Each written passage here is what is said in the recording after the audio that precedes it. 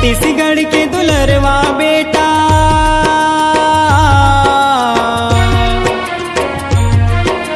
छत्तीसगढ़ के दुलरवा बेटा चटनी बासी खाऊं। मैं छत्तीसगढ़िया ताऊं रे, मैं छत्तीसगढ़िया ताऊं। मैं छत्तीसगढ़िया ताऊं रे, मैं छत्तीसगढ़िया ताऊं। छत्तीसगढ़ के दुलरवा बेटा,